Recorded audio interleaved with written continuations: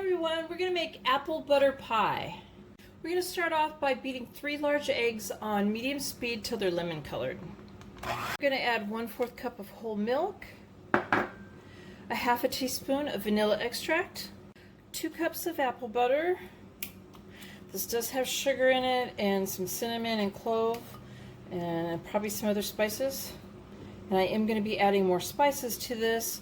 I want to make sure that you get the strong flavor of the spices and that it's not weak tasting.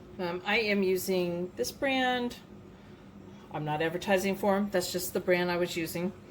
And we're going to blend this in.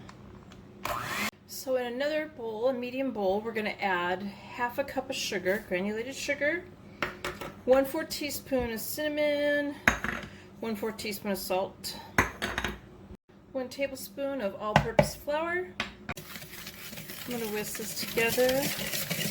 I'm adding the dry now to the liquid, and I am going to mix it until it's blended. So I'm pouring it into a 8-inch unbaked pie shell.